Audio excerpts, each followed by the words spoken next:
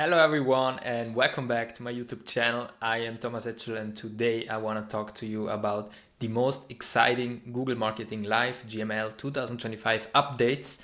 And this is going to be a very special video because I chatted with my amazing PPC friends Miles McNair and Adriaan Dekker about the GML and their insights on Miles' PPC Mastery podcast. So let's dive directly into this episode. Video up. Today, I have the three musketeers for you again, Thomas Etchel and Adriaan Dekker. I'm sure you guys know who they are by now. So what we want to do today is go into the most important announcements and updates from Google Marketing Live 2025 and just see what we thought about the developments in the PPC industry and where everything is going, obviously with AI and stuff. But before we go into the updates and the announcements, Thomas, I'm wondering, you went there in person in Dublin. How was it? That was a really cool experience. It was the second year that I was invited. And like the whole scenery is really exciting and amazing. Google puts a lot of effort in the event and you can really feel it. They rent the whole conference center in Dublin with 3 floors full of different rooms and product managers. So you can really also deep dive in the new updates. So that's really amazing because they fly in also all experts from the US. They're working really closely at the products. And it was really amazing because it was 2 days packed of, let's say, Google Ads nerds checking out all the updates, talking to each other. So the first day we had the live event that was broadcasted directly from the conference center in Dublin. And then afterwards there was a nice party. They rented the whole Opium Club and the Wheeler pub in Dublin. So like everyone was partying also there at night. And then the next day, everyone went back again to the conference center and we had talks from, for example, the chief creative officer of Mr. Beast, because obviously YouTube, as we're going to hear today, is going to be a big part of the future of Google Ads. And later on, we had workshops where you could select different topics, let's say, for example, YouTube or AI or demand gen. So you could talk to the product managers and really ask deep questions. You had half an hour always on a round table. So the whole experience is amazing. I really like this event because you can really feel that the effort that Google puts in. Nice. Really nice. Cool experience to be there in person. We need to find ourselves an invitation for next year. So only big agencies that spend a lot are invited, I think. And I still think that there's also a difference between Europe and United States, right? Would be cool if you could go to the United States for the event, or if Genie would do a Europe tour, for example. Yeah, definitely. All right, guys. So let's just dive into the most important announcement. So obviously everything was about AI. I think Bob did an export of the transcript and he checked how many times certain buzzwords were mentioned. I think AI was mentioned around 145 times. Not really surprising. But Adriaan, maybe from your perspective first, what was your initial reflection? Yeah, what did you think when you saw Google Marketing Live, and what product announcements, new features, updates, etc., really stood out to you? I think that even before it started, it was already different this year. They already announced like the channel insights for PMax, and I was like, you are announcing it before Google Marketing Live. And the years before, I think it was different. I think everything was announced just during Google Marketing Live, in my eyes. Then also this year, before the event even started, there was a lot more hype, I think, maybe because of this AI boom. I had the feeling that also a year ago, it was not that big. Where a lot of people want to write about it, want to do a podcast about it, want to do events about it. So there was a lot more hype this year, I think. Then when it started, they're just bragging for 20 minutes about the product, and I think it's great. What I saw was that they were talking a lot about AI, of course, what it can do, image creation, video creation, but also about the system that they have YouTube, that they have so many different data points that they can connect all together, and then focusing on that they really are the only one who understands the intent behind search queries and how it all works together, and that they understand it from the beginning to the end. So you start with demand gen or YouTube, and then you get a special product checkout, for example. So it was interesting to see how they did that. And I think the biggest thing is the direction that they're going into. It's not really about the futures that we're getting, because we were already getting a lot of PMAX, new tools for PMAX in the months before, like the search terms, like the negative keywords, like the channel insights a few weeks before. I think this event was more about the direction that Google is heading to. I think the small tool of A/B testing shopping is really interesting in my eyes. That's something that you can actually do something with in the upcoming months when they make that available. So I think that is really exciting. They waited really long for this tool. I think maybe because they were scared that people would keyword stuff things or do weird images.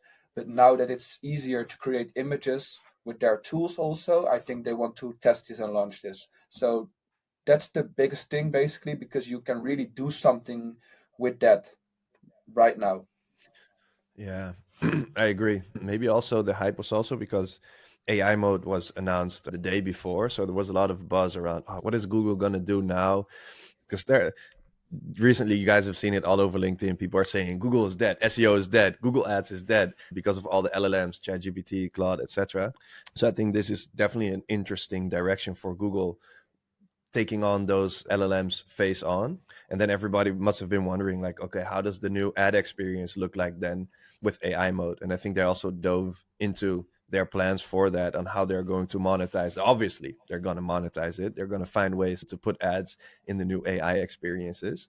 And I agree that the GMC A/B testing feature was almost actually one of the only really tangible things that we can use and that we can set up. That was one of my observations as well. It's like a lot of high over stuff and not really the nitty gritty things that we were used to seeing at Google Marketing Live. And I think that's the thing of the past. I don't think next year it's going to be different. It's all going to be big picture and more towards full funnel thinking, and obviously Power Pack, we'll get to that, but much less nitty gritty controls, except maybe on the demand gen side.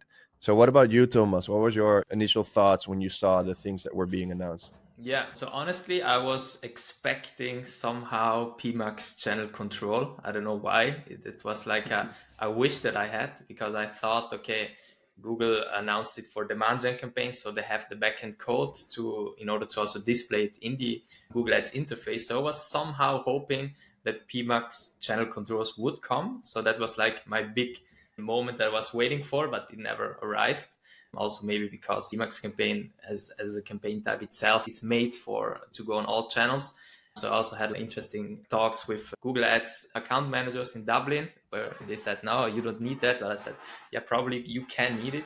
In general, I was not disappointed, but I was waiting for a big announcement, a big update that didn't arrive like last year. Last year, everything was a big update and something we've never heard. Google, the channel reporting for PMAX was leaked already months before, so everybody knew about it. What I saw also is that Google wanted to show with the GML that they are the AI powerhouse. They are not like giving in on Perplexity, ChatGPT, OpenAI. They're really here, and they created awesome products with VO3, Imagine, and so on. They really showed that AI is present in all kinds of products that they have. And yeah, I think that's why the hype this year was quite big, because everybody wanted to see how is Google reacting against all these AI newcomers chasing Google. But yeah, at the end, Google presented that they are really the power AI company, and they have everything in order to shape the future again, but this time with AI also. Yeah, in general, what I liked was, for example, the creator partnership ads, the integration in Google Ads, because Google said they really want to push YouTube, and everyone should use YouTube because you get better results. And so it makes sense that they integrate a creator partner tool directly in Google Ads, where you can search creators, you can see their audience, you can see pricing, and then you can call up with this creator. Because then later on at Dublin, I also was in a roundtable where they deep dive a bit further into creator ads, what is really an ad with a creator. So like it obviously has a way better impact for the advertiser, because normally when you watch a video of a creator, you really trust them. There was also like a neuroscience project that I think 50% of viewers of a creator that are subscribed, they really don't care if the creator makes ads or shows ads, because they think they own the creator something, because they watch their channel for free. So they're really okay with ads, and they also engage with these ads more. So that's why I think creator partnership ads and this new insights finder inside Google Ads for Creators is a really cool update that I really liked, because I also think working with creators is the future for video ads. And in general, what I didn't expect, or what was very new for me, was this new acquisition goal for PMax. I don't know, that it was not really talked about a lot on LinkedIn, but it's really stick in my mind. This is this acquisition goal for reaching new potential customers, for acquiring prospects, where you have more also controls. You can exclude, for example, people who search on YouTube, people who are already your customers, and you can really bid more for users that might be prospects for you. So that's a really cool beta in the campaign settings that I liked. Something else like demand gen gets maps inventory. It's also, it was a bit surprising for me, because now I thought, okay, so demand gen is really opening up more and more inventories. At the end, it has the same inventory as PMax. If we move on like that, we got display this year. Now we will get maps inventory. So yeah, we're just missing search. Then we have a PMax campaign again. I like that Google is now pushing AI overview ads. I think that was about time that they do it. So that was a bit exciting for me, because we saw Perplexities going with follow-up ads and media ads, and now Google is the second, let's say, company that shows ads in their AI inventory. I really like that. Super interesting, man. And I think for demand gen, from here moving forward, we're going to see so much more from Google. We've seen more granular controls on the demand gen side, but I think you also mentioned it, Adriaan. The first 20 minutes or so, Google is just flexing their muscles and saying how big YouTube is, and it's the biggest streaming service, showing that they are the dominant force still and that they're not going anywhere. I think Bob made this observation. Usually it was more so about the search part of the search side of things, and then YouTube was separate of that. But this year, it really felt like Google wanted to show it as an integrated thing, especially now that we can also start seeing in the near future video assets on search, in search results with your search ads. They can actually now also show, or soon, video assets, which is super interesting, because then everything is going to become much more visual. And then I think from there, Google's going to push much more on the discoverability of those channels of, for example, YouTube, display, etc. And also now that they are making it easier for advertisers to create videos with a VO3 or other tools like that. So I think they're going to make it so much easier, even more, which have already tried with auto-created assets, which kind of failed. But now I think with these new tools, they're going to make it even easier for advertisers to really say yes to using that inventory. Yeah, super interesting developments. Adriaan, what other features or announcements or anything else stood out for you from Google Marketing Live? Yeah, so to get back to Thomas, because he said about creatorship ads, I also think it's interesting that you cut out like influencer agencies a bit, because you can maybe directly select a creator, then you can get more, you can maybe spend more because they get less money. So I did a thesis about influencer marketing, and then I know you had these agencies and you could ask them like, oh, this is my product, which person is the best fit for this campaign? And I think they're also cutting it out a bit right now and making it easier. So that's also an interesting thing. I think what was interesting was, like I said before, is that they made this event not about PMax or something, and they did all the updates before already. And they still put them in the Google Marketing Live event, but they just announced them before. And I think YouTube, a big influence again, also with peak moments, they were already announced 2 weeks before. But then when you look into the Google Marketing Live updates, you see them again. This is a question for Thomas. Did they really speak about that demand gen would get maps? Because I just saw it afterwards in the overview. Yeah, so they never really said it, but I saw it in different Google Ads pages, like the official support page. But it was not really set in that moment, not in Dublin, and I think not in Mountain View. But yeah, so that's probably, I think, an update that will come like maybe Q3 or Q4. So not really recent, because normally they announce something that is available today. They say today it's available, or in this month. But so that's why I think this update is coming maybe, I don't know, August, September, something like that.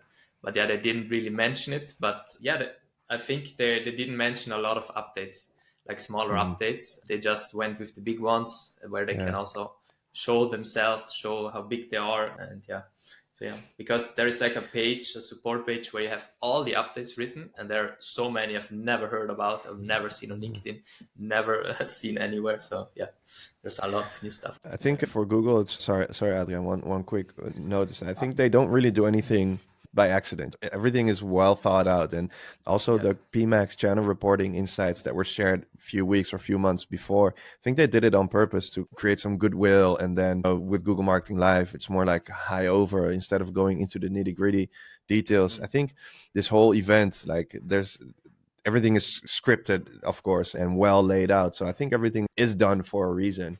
So it is interesting to look between the lines of what Google is doing. I noticed that they mentioned super often, we listen to your feedback. And I think that way they're also trying to win the goodwill, because even PMax channel reporting, we listen to your feedback, but they should have built that 3 years ago. We've used MicroScript for 3 years now. And now all of a sudden they're starting to listen to feedback, which is obviously good, but I think they're using that to, win the goodwill. Yeah.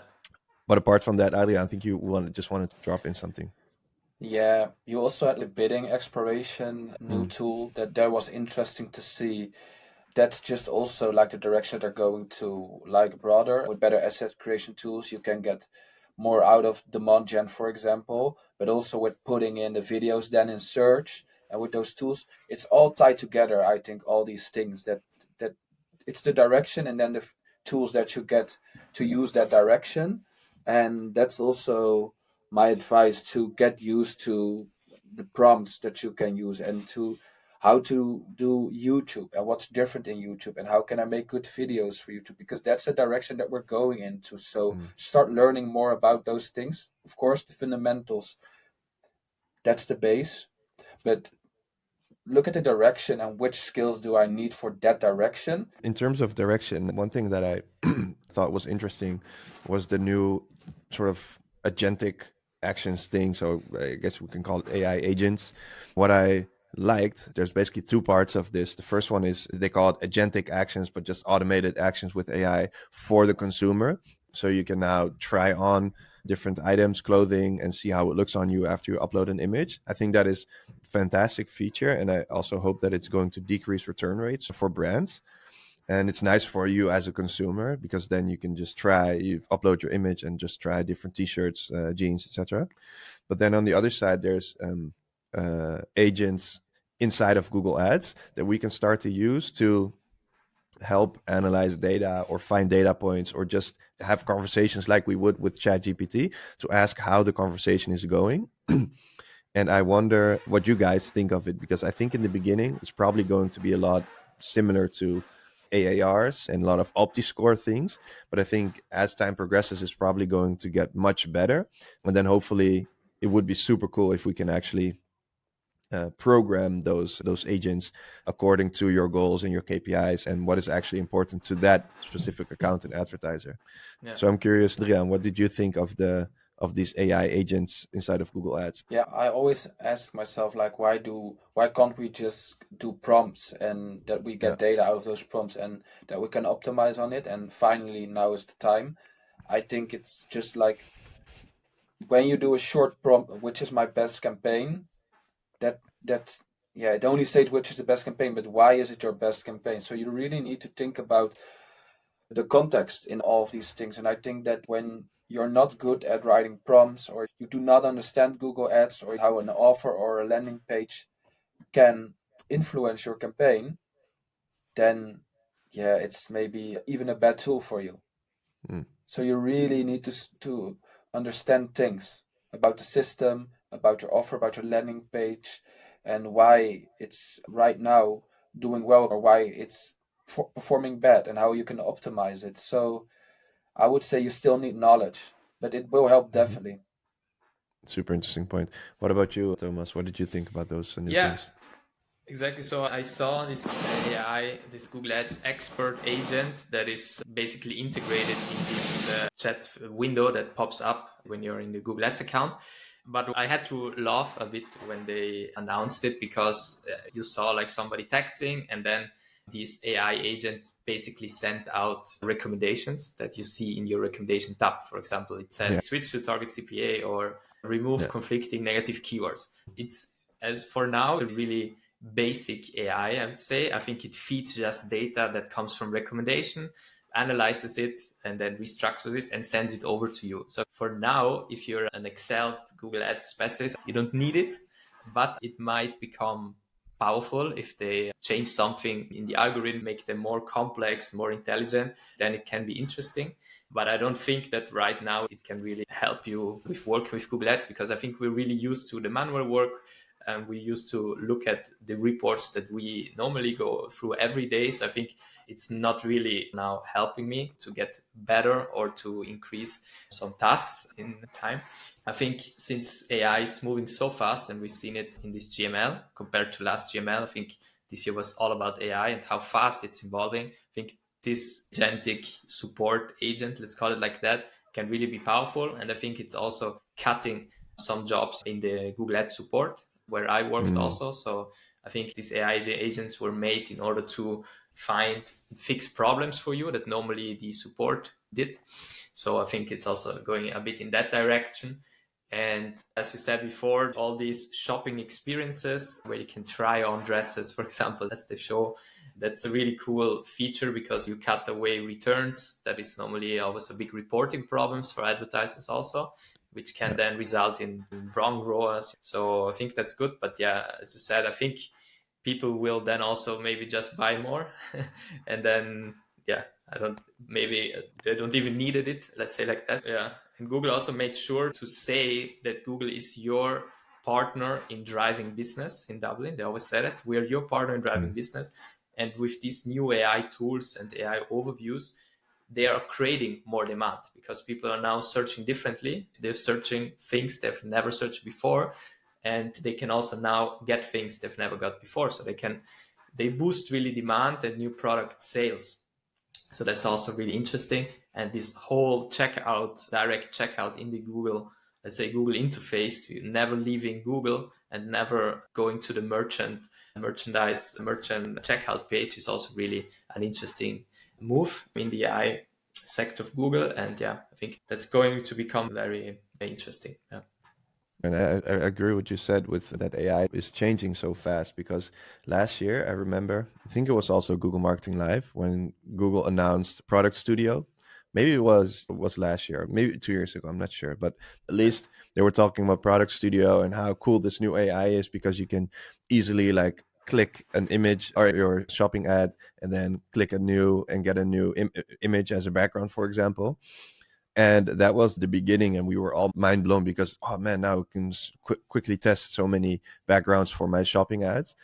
And then if you fast forward 12 months and see where we are now, and the video they showed that was created with VO3, and the images that they are creating with Imagine, and the AI agents that are now starting to come inside of Google Ads, it's crazy.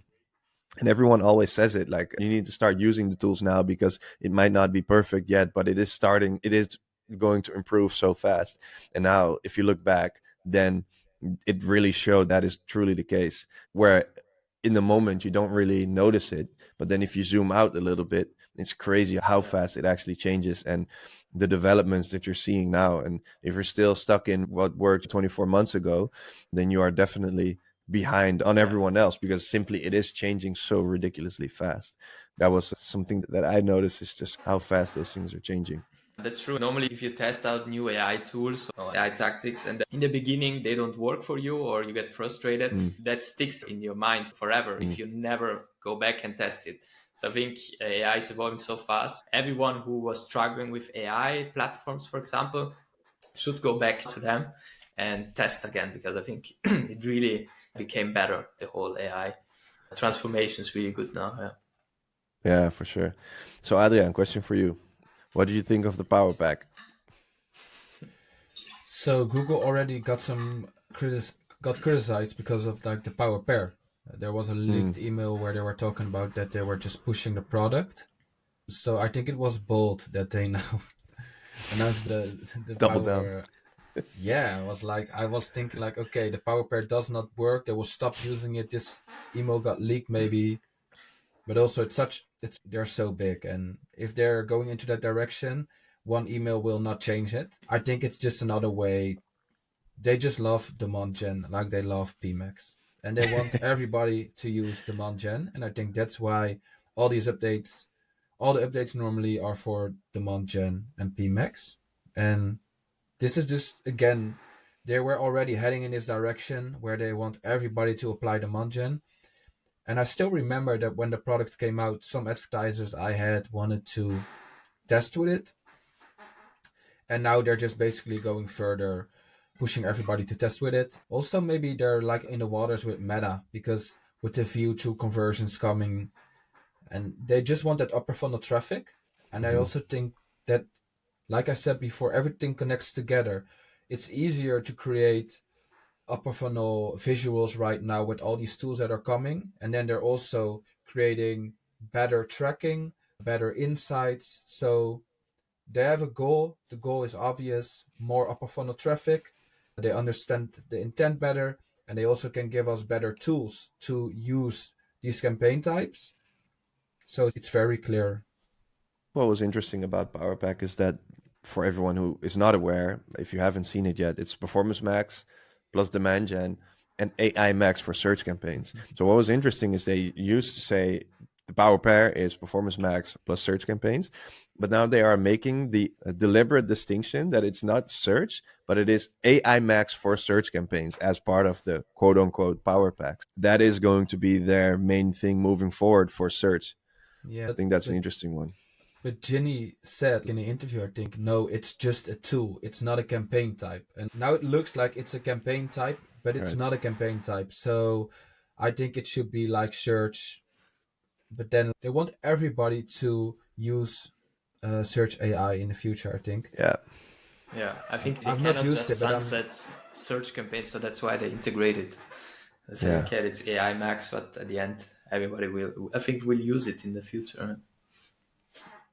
Yeah, for sure. Especially when keyword match types as we know them go away and it's just AI Max for search campaigns. I would assume that is going to be the case somewhere in the next 12 to 24 months. Not per se no keywords, but only like super broad. Yeah. And at the end, And this AI Max for search, basically what I studied about it, it's basically I don't know, like a DSA campaign, feeds with broad signals, broad match keywords like that. Or you can also say it's a final URL expansion with automated asset creation, for example. Those two things from PMax just brought to a search campaign. So I think at the end, and I think in the internal emails from Google that got leaked, they also call it PMax for search. But now they call it AI Max for search. But at the end, it's a PMax for search campaign. So a PMax that runs, it's going to be the same if you have a PMax campaign and then you see on channel reporting it's 100% spent on search.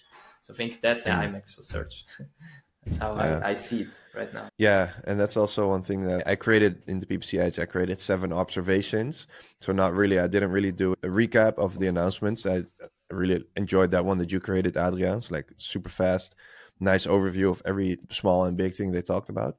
And I had 7 observations looking between the lines. And my 6th one was Google is great at repackaging older features.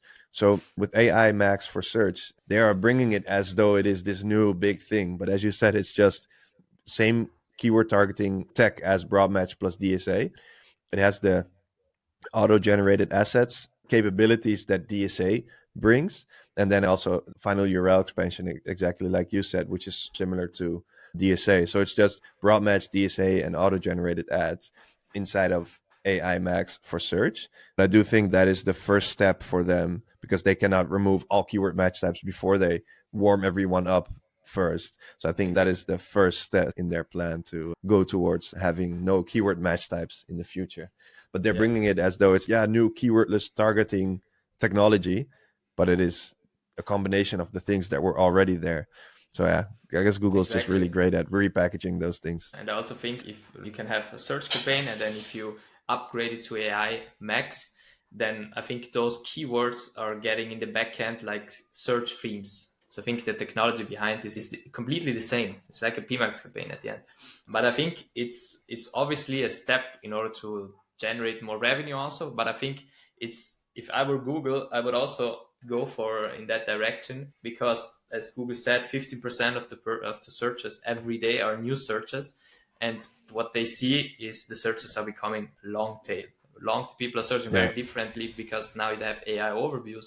So our exact match keywords that worked amazingly in 2020, they might not cover anything anymore related to the new searches. I think it makes sense that you go for that technology. But obviously, I'm also a bit afraid that the irrelevant searches are increasing again, or like competitor searches are coming in again with AI Max for search. So I think also here we need to see how many negative keywords do I need, how much relevant terms are coming, how much irrelevant terms. So I think it's a big question mark yet, but I think the direction is understandable in my way, because searches are really different right now than they used to be. Yeah. Yeah, and I think what is good is that we do still get the controls. So with AI Max for search, you can still, it's one toggle and you turn it on, but you can still opt out of certain features if you don't want to use them. Cool. Is there anything else, Adriaan, that you found interesting from Google Marketing Live? Yeah, just to get back to the points that you were discussing, I think like for small companies, when keywords will go away and they do not have enough data, it's going to be really hard. So I cannot imagine that they will throw them out, because if you do not get enough conversions, how will small companies or companies with very long sales cycles perform? So I cannot imagine that that will happen, because they are also spending still a lot of money, I think. So I cannot imagine that they will cut it out, but they will definitely push everybody in that direction. The other things that were interesting, I think we already discussed a lot of things. They're all the same principles. I think it's interesting what Thomas said, that broad match is getting more attractive, and that is because these queries are changing, and Google, in a lot of different presentations, they are literally saying that searches are becoming longer and more complex. For companies that say, I did a broad match test a year ago, it was not good, they also somehow make broad match better, they say, and then they never tell us what they did. They just say, oh yeah, we did 90 PMAX updates and we got 20 more conversions right now for PMAX. Or they say we did 60 demand gen updates and demand gen is now 10% better. Products are getting better, broad match is getting better. An action step for advertisers that did test it a year ago, 6 months ago. These products are changing. Test again. And that's why making a test log and then saying, okay, we tested this a year ago, let's test it right now again. I would say look at how things are changing and test again. Yeah. Great point. Also what you said about keywords there, I definitely agree. Like the keyword has always been the backbone of what Google Ads is all about. But I do think with the new AI mode, where you can search much more conversationally, I think the search queries are going to become even more long tail. It's not even going to be like a search query. It's like how you use ChatGPT. It's like sentences sometimes, or like super long sentences in terms of many words. So if you look at it from that perspective, when you are using AI mode, the understanding of what people are looking for becomes really important, and you cannot capture that with a keyword. Now, it might sound like I'm a little bit of Google propaganda, but I think that is definitely impossible to capture that traffic with just a keyword. Yeah, with shopping ads, you cannot target keywords, right? You can only exclude them. And maybe we're going to something like that Google say, we still give you control. Yeah. Because like with shopping ads, you never know when they get triggered, which should be an intent to buy or to see a product. And maybe it's the same with AI overviews, that only the system knows when it wants to show an AI overview, and that we can only maybe exclude keywords like we have in shopping. I think it's already crazy that you can only exclude things in shopping, but it is what it is. They just did that, I think. Maybe we're going to a future where you can only exclude keywords. Maybe that is the thing, because Google says you never know when AI overviews get triggered. Yeah, I think that would make sense. What for me also stood out, I don't know if it was just in Dublin or also in Mountain View, that Google was mentioning a lot Google Lens. Like that Google Lens has been skyrocketing. Good point. And also that now the circle to click or circle to lens, how they call it, for Android users is really popular for Gen Z audience. And they somehow, I don't remember exactly the stats, but they say that 10% of the users of Gen Z use circle to lens. I also use Google Lens quite often, but now they integrated Google Lens with AI overview, so you can really For example, I take now a picture of you, Miles, because I like your watch. So I just make the picture, circle your watch, and then AI overview. So I think that's a really amazing product also in order to boost demand and boost sales for businesses. So that was also a strong thing from Google to tell us that Google Lens is also here, and it's also very popular amongst the younger audience, and it's here to create sales. Yeah, good point, man. I totally forgot about that one. I think it's going to be big for Google because actually this week I was in the backyard when it was still sunny outside. Now it's shitty weather, but my girlfriend and I were outside working on the garden, and we have this we're just starting to put more plants in there, make it a little bit more green and stuff. And so we have the wall of our neighbors. We want to put more plants on it. And we bought 1 or 2 plants, but it was still empty. So what my girlfriend did, she took a picture and put it in ChatGPT. Okay, what can we do to liven it up a little bit more, make it more green, more plants?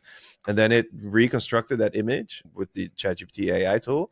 And then it gave more suggestions on like, oh, maybe you could put a ladder here and some hanging plants and stuff. And that was really cool. So I think with Google Lens and how that is developing, I think Google can also capture that because you can ask for inspiration. Or maybe in your living room, you're thinking about, okay, maybe what type of couch can I put here? Or what type of art can I put behind me on the wall? Or I think that's a super interesting tool when it's being integrated with Gemini, giving us a lot of opportunities. I think we sometimes forget all these systems and how they can work together and how they can serve potential customers for information, for products, for services. It's like we're in this podcast for 40 minutes and just remembering, okay, we also have Google Lens, right? And to be honest, I was on vacation in Japan and I translated everything with Lens. It's awesome. And then when I wanted to, like what Miles said, sometimes also I was with plants and okay, which plant is it? And then you will just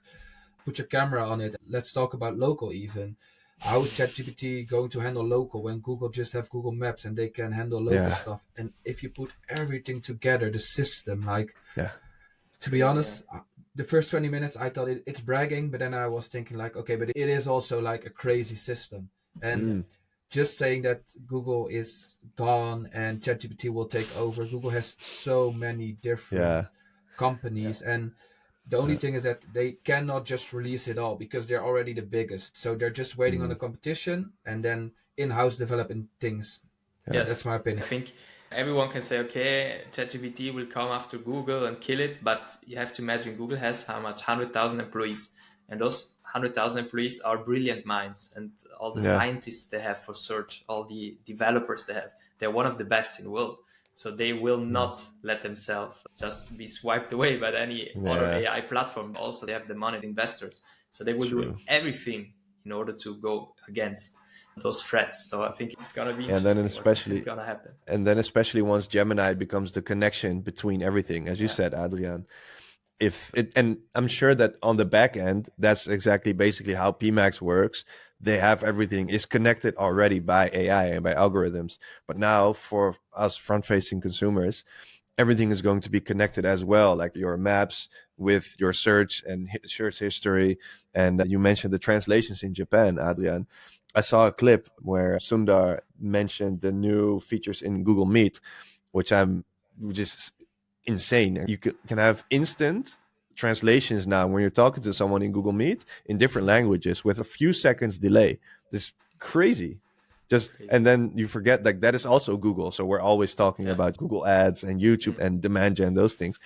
But the whole Google infrastructure, it's everything. It's insane. And the thing is, the whole infrastructure of Google, like most of it is for free.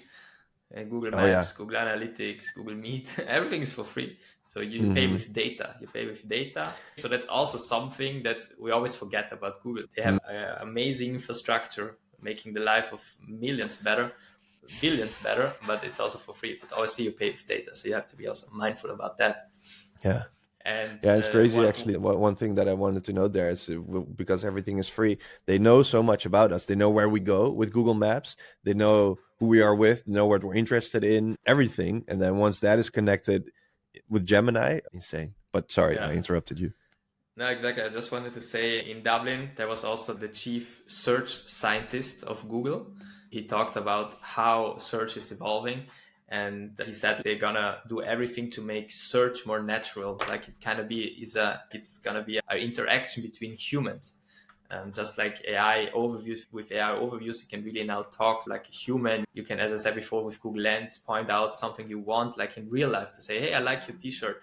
Where did you buy it? And now you do it with Google. So the search is going to be very natural.